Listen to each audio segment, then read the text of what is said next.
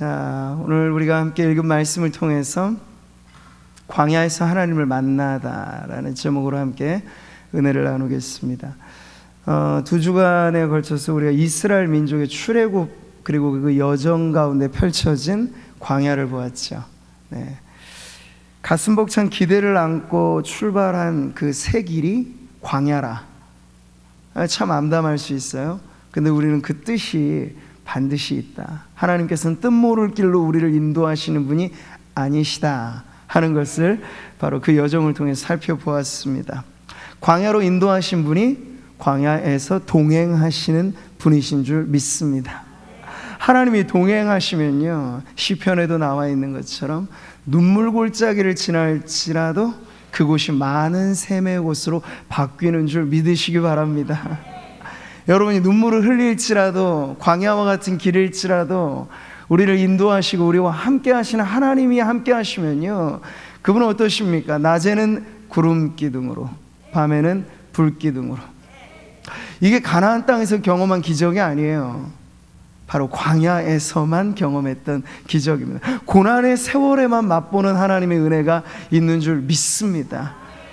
그러니 고난당함이 내게 유익이란 말이 거짓이 아닌 거예요. 우리 모든 성도들의 간증 속에는 고난 가운데 더 깊이 만난 하나님의 은혜가 있고, 고난 중에 새겨진 하나님의 역사의 흔적이 우리의 인생에 있는 거죠.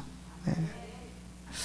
자, 그럼에도 불구하고 오늘 이런 말씀을 대할 때 장정만 60만 대인구 엑소더스 했다고 하니까 우리가 그냥 나와는 좀 멀게만 느껴지는 어느 한 민족의 위대한 역사로 생각할 수도 있겠다 싶어요. 근데 광야는요, 그런 어떤 위대한 역사 이야기만이 아니라 아주 소소하게, 이제 오늘 우리가 살펴볼 건 바로 우리 한 가녀린 인생 가운데 펼쳐지는 광야의 이야기. 한 민족을 이 걸어갔던 길뿐만 아니라 저와 여러분 비틀거리며 쓰러질 듯 또 쓰러지지 않고 오뚜기처럼 살아가는 하나님의 성도 개개인이 걸어가는 길 또한 광야인데, 오늘 하갈의 광야 이야기를 통해서 하나님께서 바로 어떻게 이 광야를 우리에게 기막힌 은혜의 자리가 되게 하시는가 하는 점을 함께 살펴보도록 하겠습니다. 학대받는 자가 부끄러이 돌아가게 하지 마시고 가난한 자와 궁핍한 자가 주의 이름을 찬송하게 하소서. 여기 보세요. 학대받는 자, 그리고 가난한 자, 궁핍한 자, 특정인의 이름이 여기 들어가 있지는 않습니다만 여기에 사실 보편적인 우리의 모든 애환이 있죠. 근데 하나님은 그들과도 관계가 있으시다는 거예요. 그러니까 오늘 우리는 하갈이라고 하는 이 아브라함과 사라를 우리는 중심으로 말씀을 읽어내 오지만요, 오늘 창세기 16장이 독특하게도 이 하갈이라고 하는 여인의 시선, 그리고 그 하갈이라고 하는 여인의 삶을 중심으로 하나님께서 어떻게 역사하시는가 하는 말씀을 통해서 이 비탄에 빠져있는 이름 모를, 세상은 그렇게 치부하는 여러 많은 성도님들이 이건 내 이야기다, 이건 나에게 주시는 은혜다 라는 그 기막힌 은혜를 발견하시기를 축복합니다. 아브라함, 하나님의 부름의 약속을 따라서 출발한 그 여정이 창세기 12장에 시작되고, 이제 12장부터 오늘 우리가 16장에 이어오는 아브라함 중심의 여정은 이렇습니다. 아주 위대한 약속이 있었죠. 어떤 약속입니까? 내가 너로 큰 민족을 이루겠다, 내게 복을 줘, 내 이름을 창대하게 하리니 너는 복이 될지라. 이 약속을 따라서 아브라함이 믿음의 여정을 출발했어요. 그의 75세의 나이라는 건 결코 그 시점으로도, 그 시대로도 짧은 세월이 아니에요. 중반기를 넘어서 인생의 무언가 안정기를 추구해야 될 때 여행을 감행했다, 모험을 감행했다 하는 것은 하나님의 약속이 아브라함에게 정말 꽉 차오르는 소망이 되었기 때문에 가능한 일이었던 거죠. 자, 그런데 이런 새로운 소망을 안고 출발한 아브라함의 여정이 어떻습니까? 쉬운 것만은 아니었어요. 같이 출발했던 조카 롯이 말이죠, 목숨을 잃어버릴 위기에 처하기도 돼요. 그 이전의 이야기들이 다 그런 거죠. 그래서 고대의 민족 간의 종족 전쟁이 일어났는데 아브라함이 목숨을 걸고 조카를 구출해내기 위해서 전쟁의 이 소용돌이에 휘말리기도 하였습니다. 이제 그러면서도 하나님께서는 아브라함에게 복을 주셔서 가산이 늘어가고 식솔도 늘어가고, 근데 한 가지 아쉬운 점이 있었어요. 너로 큰 민족을 이루겠다 하셨는데 직접적인 아브라함의 자식은 아무리 기다려도 오지 않는 거예요. 아브라함이 이르되, 그래서 뭐라고 말합니까? 여호와여, 무엇을 내게 주시려 하나이까? 나는 자식이 없사오니 나의 상속자는 이 다메섹 사람 엘리에셀이니이다. 기다리다 지쳐 답답해서 이 종으로 부리고 있는 충직한 종을 차라리 상속자로 삼는 게 낫겠습니다. 하나님 앞에 하소연을 하는 아브라함의 모습 우리가 보게 되는 거죠. 근데 그럴 때마다 하나님께서는 다시 신신당부하면서, 아니 내가 뇌 씨로 말미암아 복을 줄 것이다 하고 계속해서 아브라함에게 말씀을 하셨어요. 이것도 아브라함이 긴가민가 하자 하나님께서는 실물 교육을 시키시려고 오늘 같은 밤에 아브라함 손을 붙들고 아주 드라마틱하게 약속을 가슴에 새겨놓죠. 뭐라고 말씀하십니까? 같이 한번 읽어볼까요? 그를 이끌고 밖으로 나가 이르시되 하늘을 우러러 무뼈를 셀 수 있나 보라. 또 그에게 이르시되 내 자손이 이와 같으리라. 우리가 캄캄한 밤 아주 맑은 시골 하늘에 가면 은하수를 보잖아요. 징그러울 정도로 다닥다닥 붙어있는 그 별들, 셀 수 없는 별무리 말이에요. 근데 하나님께서 아브라함에게 그 별을 세워보라고, 야 네가 이걸 세어볼 수 있을 텐데 네 자손도 이와 같을 거야. 셀 수 없을 정도로 하나님께서 큰 은혜를 주시겠다 약속을 하신 거예요. 그런 약속을 또 이렇게 들을 때마다 아브라함이 마음을 고쳐 잡고 또 믿음의 걸음을 이어가는 거죠. 그러니까 아브라함이 별종이 아니고 꼭 우리의 삶과 비슷해요. 우리도 말씀을 듣고 하나님의 이 신실하신 은혜가 마음에 와 닿으면 아 그거지, 이게 참 말씀이지, 현실이 어떻더라도 내가 이 길을 가야지, 헌신한 길을 걸어가야지 이렇게 합니다. 근데 조금 지나가다 보면요, 목마르고 지치고 힘들고 쓰러지고 죽겠다 싶을 때는요, 그 말씀이 가물가물해지는 거예요. 믿음과 현실 사이에 이 거리감이라고 하는 게 우리에게도 느껴지게 된다는 거죠. 아브라함도 똑같은 인생이었어요. 세월의 강물이 여러분 계속 흘러보십시오. 그냥 아름답게만 흘러가는 게 아니에요. 거기 빠져보면요, 이루어지지 못한 소망, 응답받지 못한 기도, 이게 세월의 강물에 푹 담기게 되면요 무기력해져 버려요. 에라 모르겠다, 그냥 될 대로 되라, 이런 식으로 자포자기가 하기 쉬운 것이 이 세월이라. 그러니까 시간과 겨루어 이길 수 있는 장수는 별 없어요. 다 우리는 세월의 강물에 빠지면 노화되고 연약해지는 인생일 뿐이죠. 우리의 육신만이 아니라 우리의 마음도, 우리의 영혼도 그러기 쉽다는 거예요. 자, 오늘 말씀은요 16장에 이르러서 벌써 10년의 세월이 그렇게 지나갔다는 걸 보여주고 있어요. 16장 3절에 보시면요, 이 사라가 하다못해 이제 아브라함이 하나님에게 타협안을 제시했잖아요. 그의 종 중에 한 명을 상속자로 세우자. 근데 그걸 지나고 나서는 이제 아브라함의 아내 사라가 타협안을 제시하는 거예요. 자신의 여종을 아브라함에게 줄 테니 이 여종에게서 자식을 얻으라. 이게 하나님의 방법일지도 모른다. 그런 지금 이야기를 하는 게 이 가나안에 거주한 지 꼬박 10년째 된 일이에요. 75세 아브라함이 푸른 꿈을 안고 출발한 믿음의 여정이 후딱 지나서 10년, 벌써 10년 세월이 지나오면서 아브라함의 믿음도 타성해졌게 되고 사라의 믿음도 그렇게 현실의 타협안을 찾아가는 모습을 지금 성경은 우리들에게 보여주고 있다는 거죠. 부창부수라는 말이 꼭 맞게 아브라함이 흔들릴 즈음에 사라도 흔들리기 시작했던 거예요.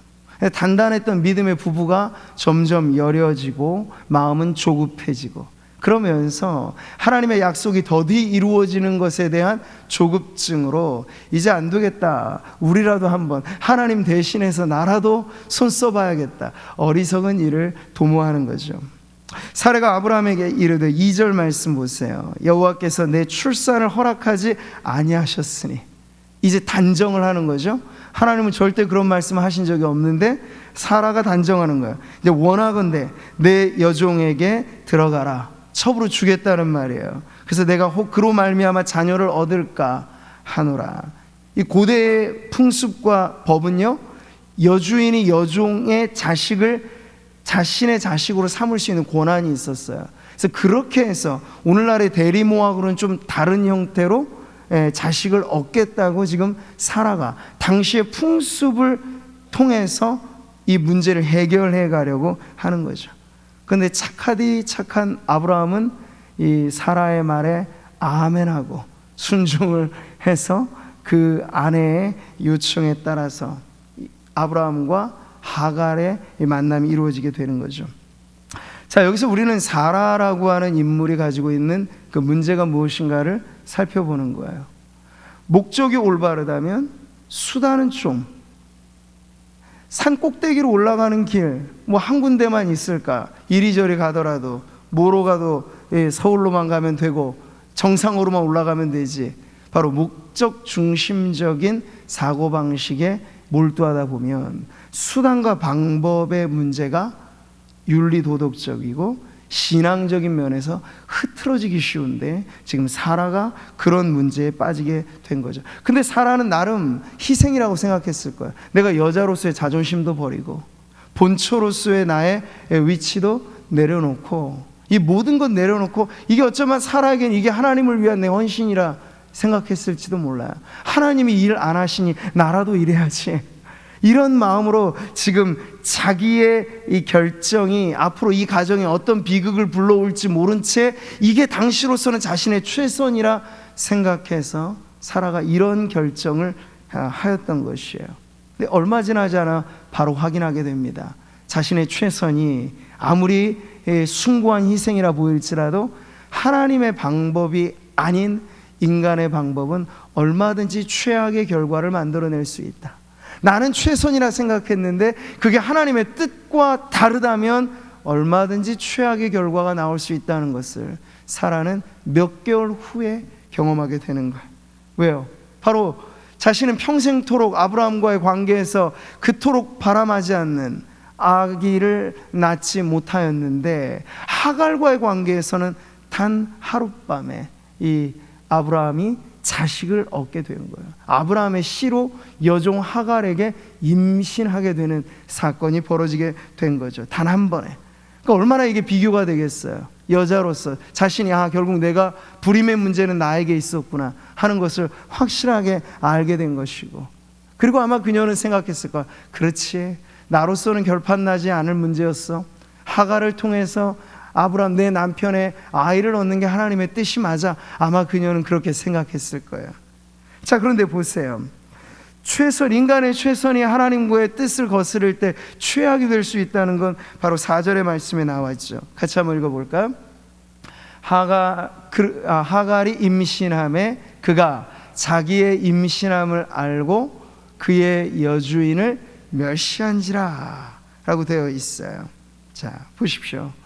주객전도란 말이 딱 맞게 이제 여종이 상전이 되고 상전인 사라가 여종의 눈치를 보는 그런 역전이 벌어지게 된 거죠.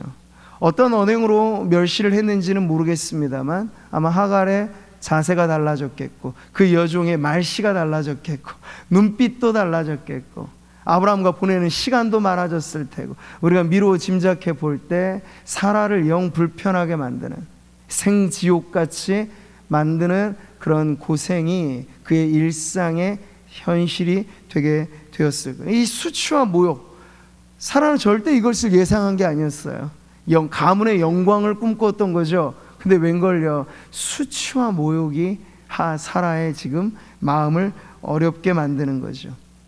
사라가 이것을 견디다 못해 아브라함에게 책임을 떠넘깁니다.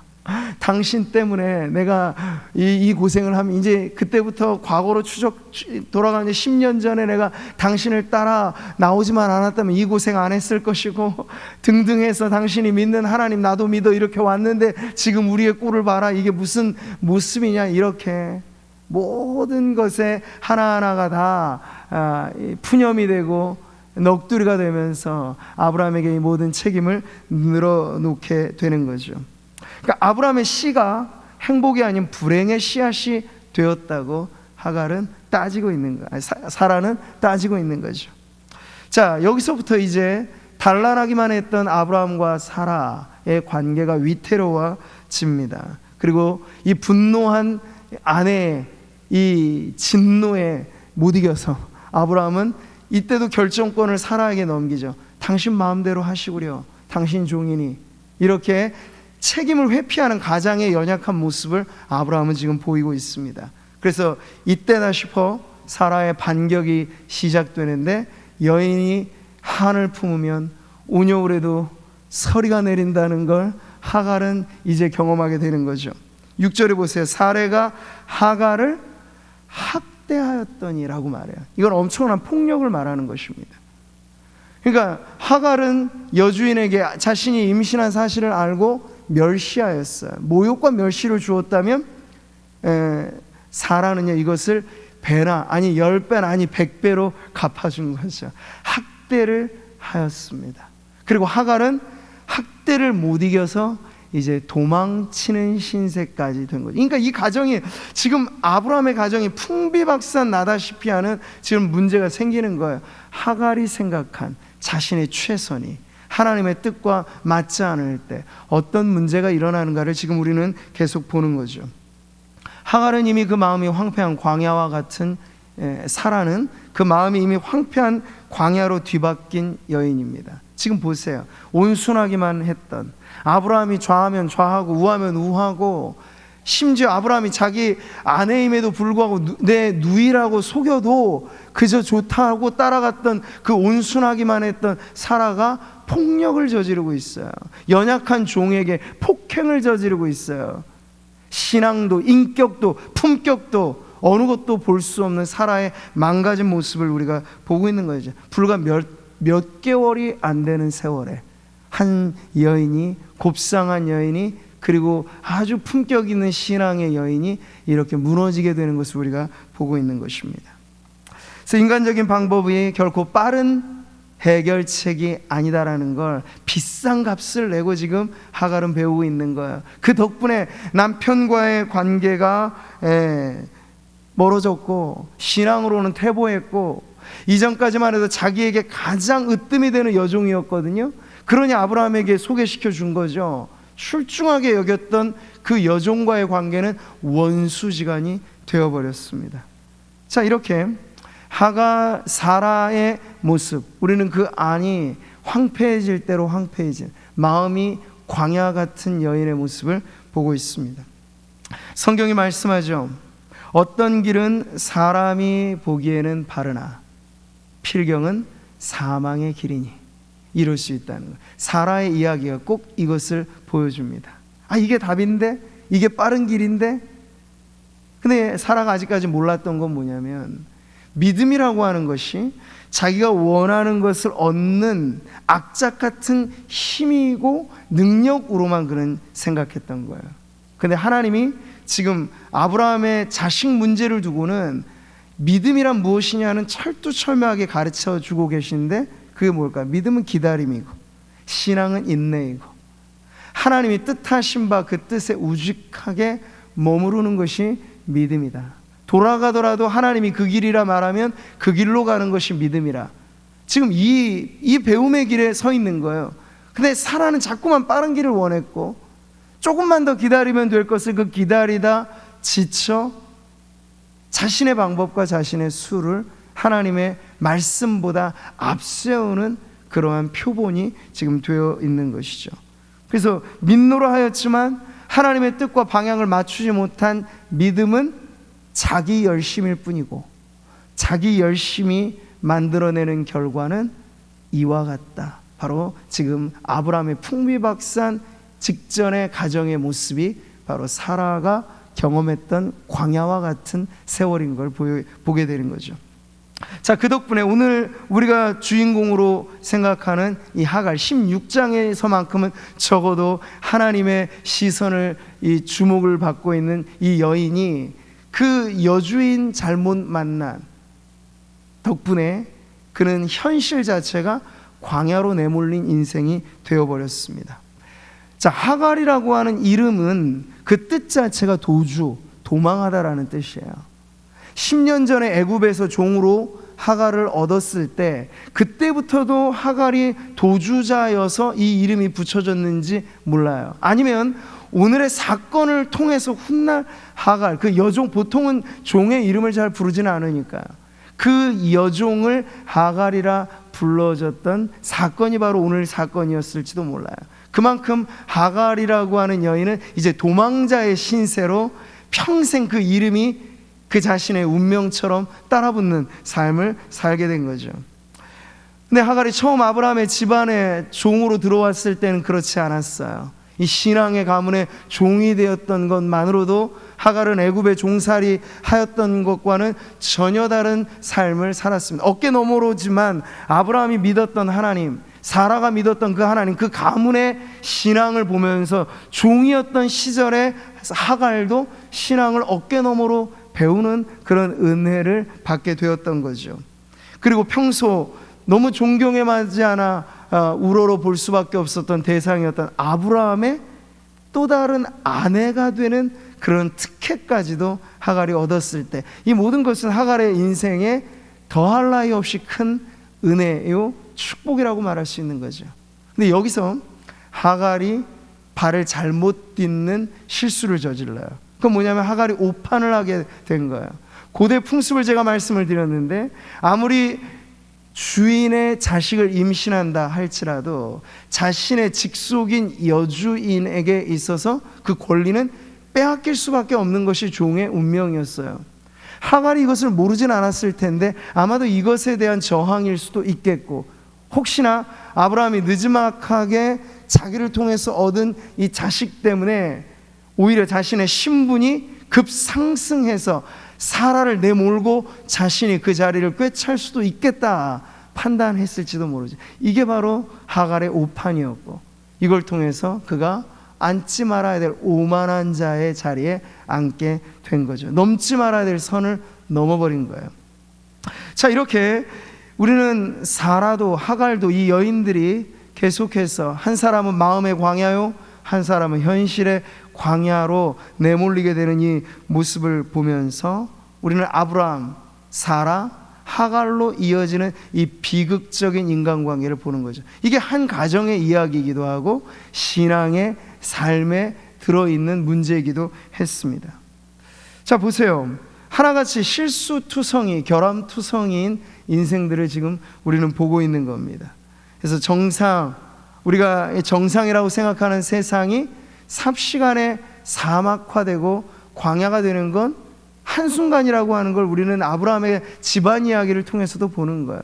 그 고상한 신앙의 인격자였던 아브라함도 사라도 이 문제 하나 잘못 처리했을 때 얼마나 순식간에 광야처럼 메말라 버릴 수 있는가라는 걸 보면, 이 불신 세상이 하루아침에 뒤섞이고 전염병의 문제로 인하여서든 경제 문제로 인하여서든 사회 정치 어떤 문제로 인하여서든 우리는 한시도 안정될 길 없는 그러한 세상을 경험하고 있는데, 그게 다른 문제 때문이 아니에요. 바로 하나님 앞에서 하나님의 뜻과 다른 인생의 뜻, 인생의 방향, 인생의 주권을 강조하면서 부딪혀 서로가 서로에게 상처뿐인 세상을 만들어 놓은 결과로 바로 우리가 이와 같은 광야를 경험하고 있다 보는 거죠.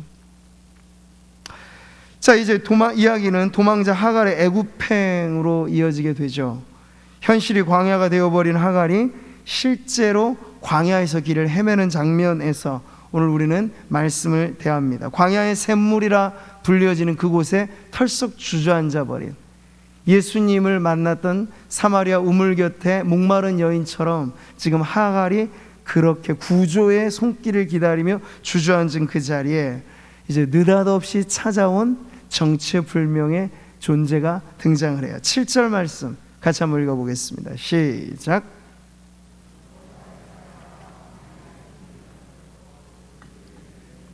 네, 지금 하갈이 주저앉은 그 자리, 실제 광야, 목마른 광야, 그가 급하게 도망쳐 나오느라 여비를 얼마나 챙겼을지, 물이나 식량을 얼마나 가졌을지, 아마 그 여인의 방황 속에 이 모든 것들이 다 탕진되어지고도 남을 그 자리, 모든 것이 제로점이 되어진 그 자리에 정확한 타이밍에 하나님의 사자, 구약 성경에 하나님의 사자라고 명명되어진 존재는 바로 하나님 자신의 현현을 나타내는 표현이 많습니다. 그러니까 지금 이후에 하갈이 고백할 때도 뭐라고 고백해요? 하나님의 사자와의 만남인데 내가 하나님을 배웠다라고 고백을 하잖아요. 그러니까 하나님과의 만남이 지금 이루어지고 있는 겁니다. 어디서? 길 잃고 방황하는 광야에서 말이죠. 신앙 좋은 주인네 집에서는 하갈이 만났던, 기껏 알았던 하나님은 아브라함의 하나님, 어깨 너머로 배웠던 사라의 하나님 정도예요. 그런데 하갈이라고 하는 여인, 버림받은 인생, 기구한 운명, 모든 것이 빼앗긴 인생 광야에 졸지에 내몰린 그 여인이 이제 이 광야에서 누구를 만나느냐? 아브라함의 하나님도 아니고 사라의 하나님도 아니고 바로 하갈의 하나님을 만나는 사건이 오늘 말씀에 나오는 거예요. 여호와의 사자가 등장하면서부터 하갈의 이름을 부릅니다. 사라의 여종 하갈아, 내가 어디서 왔으며 어디로 가느냐. 아주 묵직한 인생의 방향, 길을 묻는 질문을 하는 거죠. 왜? 하갈이 길을 잘못 들었었거든요. 잘못된 방향으로 다시 애굽으로 돌아가는 길이 자신의 살 길이라, 여주인을 피해서 가면 내가 살 것이라 생각하였지만 아닌 거예요. 그곳이 살 길이 아니었기 때문에 다시 돌이키게 하는 참된 인생의 여정을 가르쳐주는 말씀으로 이렇게 질문을 하고 있는 거죠. 그래서 단도직입적으로 말합니다. 내 여주인에게 돌아가서 그 수하에 복종하라. 이게 내가 살 길이고 이게 내가 은혜를 받을 길이다. 왜냐하면 아브라함은 보통 사람이 아니잖아요. 하나님께서 그와 언약을 맺으셨고 그와 붙어있기만 하더라도 천하 만민이 복을 받게 하셨어요. 너를 축복하는 자에게 내가 복을 내리고 너를 저주하는 자에게 내가 저주하리니. 원어에서 보면 이 하갈이 여주인 사라를 멸시했다라고 하는 단어가 저주라고 하는 단어와 똑같은 거예요. 그러니 지금 하갈이 자기가 저주를 자초하게 된 거죠. 왜? 아브라함에게 하신 말씀 그대로 하나님은 이루시거든요. 그렇기 때문에 아브라함을 주인으로 삼아 그렇게 하갈의 운명이 바뀐 것 역시도 하나님의 은혜인데 그 은혜의 자리를 박차고 나가는 것이 하갈의 살 길이 아니라고 가르쳐 주시는 거죠. 집 떠난 탕자가 아버지의 집의 가치를 그 떠난 자리에서 발견하게 되잖아. 있을 동안에는 몰랐는데 허랑방탕하게 다 망해버린 상태에서 아버지가 얼마나 좋았던 분이고 아버지의 집이 얼마나 낙원 같은 곳이었는가 떠나보니 알잖아요. 하갈도 마찬가지입니다. 졸지에 탕녀가 되어버린 이 여인에게 하나님께서는 그 집이 내가 살 길이다. 아브라함의 집으로 돌아가라. 그러면서 하나님께서 또 은혜를 말씀하세요. 네 뱃속에 있는 씨도, 뱃속에 있는 아이도 한 민족을 이루게 될 거다.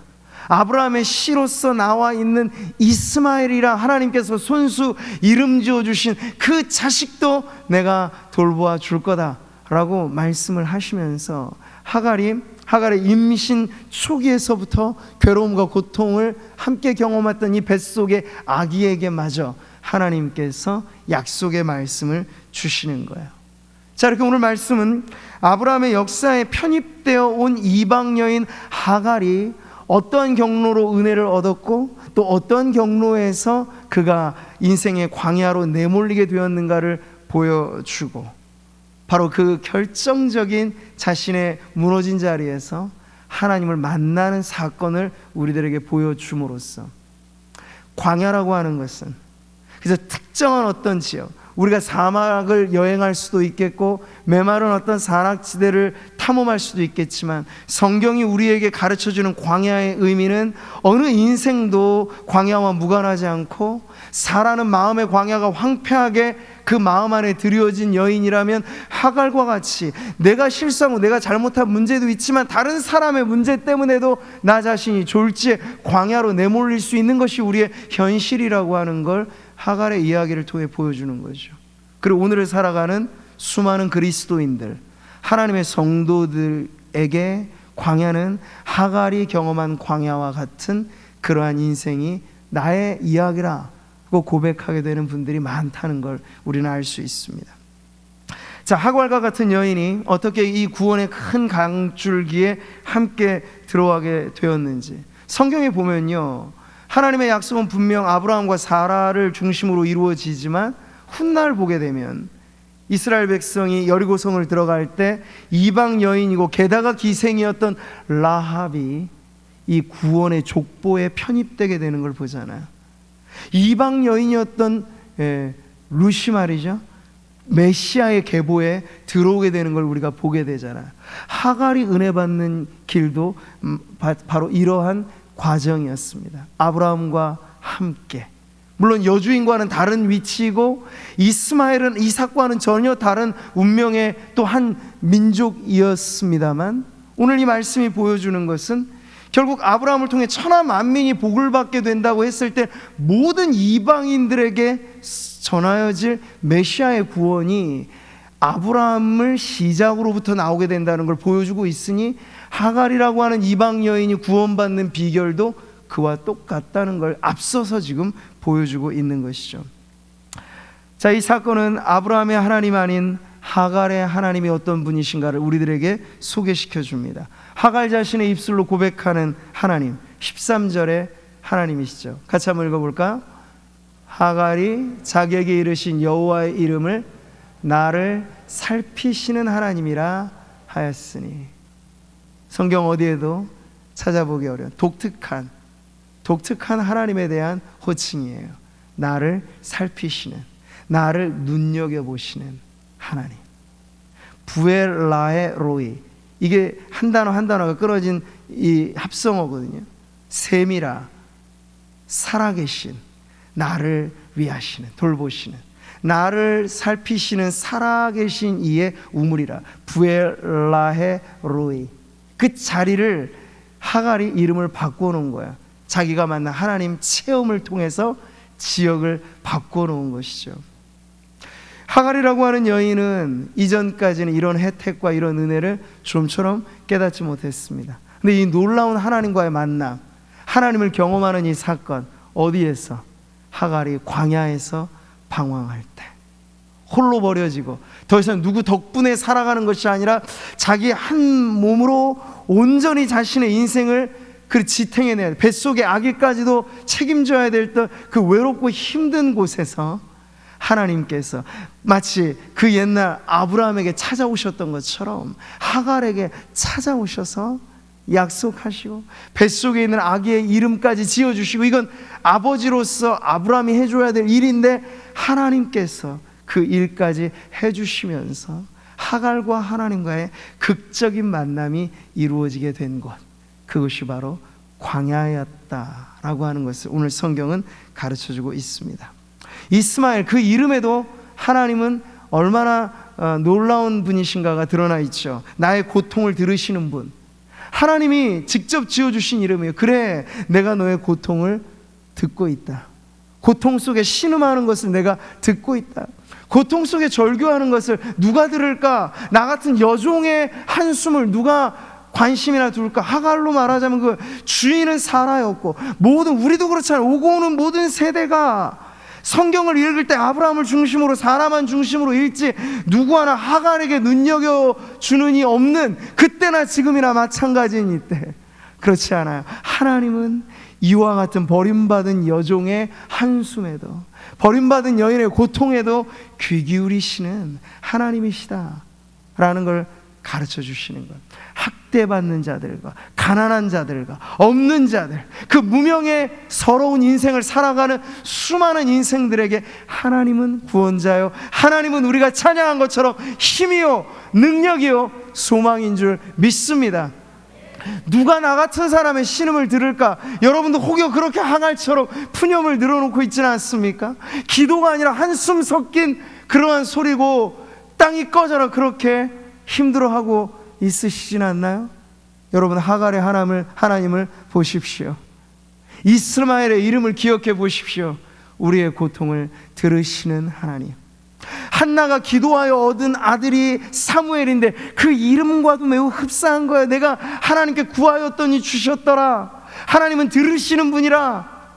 근데 이 이방 여인의 아들에게도 하나님께서 그러한 비슷한 이름을 지어주신 것을 우리가 볼 때 하나님 앞에 높고 낮음은 없고, 하나님은 하나님을 찾는 자에게 그가 어떠한 형편에 있든지 어떠한 상황에 있든지 하나님께서 은혜 베풀 자에게 은혜를 베푸시고, 하나님께서 긍휼히 여길 자를 긍휼히 여기시는 분임을 오늘 하갈이 고백하는 이 믿음의 고백에서 우리가 듣게 되는 것입니다. 사랑하는 성도 여러분, 기구한 운명의 이 여인을 보면서 오늘 저와 여러분의 인생은 어디에 서 있습니까? 신앙하며 살면서 우리도 때때로 아브라함처럼 갈짓자를 이렇게 걸으면서 이탈하고 쓰러지고 넘어질 때가 있지 않습니까? 사라처럼 번듯하지만 신앙인의 외형은 갖고 있지만 여러분의 마음이 벌써 황폐한 광야가 되어버려 있지는 않으신가요? 근데 어떤 광야라도, 사라와 같은 마음의 황폐함이라도, 하갈과 같이 친정 버림받은 인생, 어느 것도 의지할 것 없이 쪽박찬 인생이 되어서 내몰린 그 광야라 할지라도 하나님이 우리에게 찾아오셔서 하나님과의 만남이 이루어질 수만 있다면, 호의호식하며 눈칫밥이라도 어쨌든 아브라함의 집안에서 편안히 먹고 살았을 때 만나지 못했던 하나님의 은혜가 샘 곁에 주저앉아버린 그 광야의 여인에게 찾아온 것처럼, 여러분, 고난받는 이 자리에서 기막힌 하나님과의 만남이 이루어질 수 있음을 믿으시기 바랍니다. 하나님은 결단코 손해보는 분이 아니시기에, 우리에게 괜히 뜻없이 고난의 세월을 허락하시는 하나님이 아니시라는 사실을 잊지 마십시오. 우리는 생각해 봐야 합니다. 왜 코로나19가 이토록 길게 연장될까?